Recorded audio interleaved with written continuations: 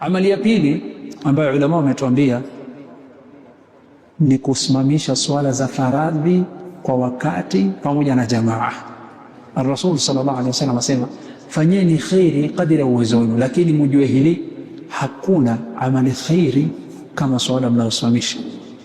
Bali Abdullah ibn Mas'ud radhiyallahu anhu alimjia Mtume sallallahu alaihi wasallam, amekuwa Muislamu, baada ya kusilimu ataka kujua ni nini inayokuwa ni yenye kumfurahisha Allah zaidi na yopenda zaidi. Ar-Rasul sallallahu alaihi wasallam akamwambia, as-salatu ala waqtiha, as-salatu ala waqtiha, swali kwa wakati. Imeingia wakati, swali moja kwa moja, usicheleweshe swala, usichezee swala, usipuuze swala. Hakuna kitu inayomfurahisha Allah baada uwe kwa Muislamu kama wewe kusimamisha hizi swala tano za faradhi tena kwa wakati. Kadhalika usitosheke na swala za faradhi.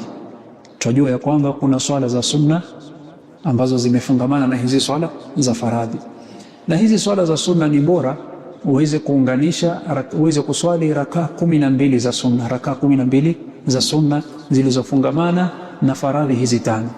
Tuko na swala tano za faradhi, tuna fajr, tuna dhuhur, tuna asr, tuna maghrib, tuna isha.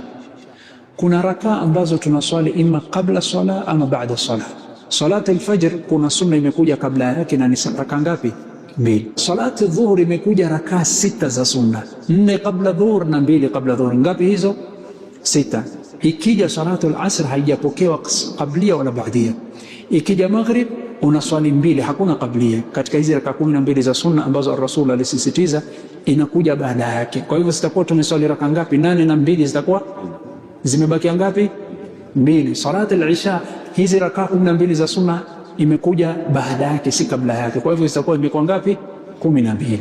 Ar-Rasul sallallahu alaihi wasallam asema, mwenye kuswali hizi rakaa 12 za sunna, bana Allahu lahu baytan fil janna, Allah atamjengea nyumba katika janna. Allahu akbar. Rakaa 12. Hasa katika khairu waweza kufanya hizi siku 10 za Dhulhijja, kando na kuswali hizi swala tano jamaa, hakikisha uswali qablia, uswali baadia. Ongeza ikiwezekana uswali salatu adhuha. Umeingia msikitini mapema, kuna tahiyatul masjid, kwa hivyo jaribu kuthirisha swala kwa wingi.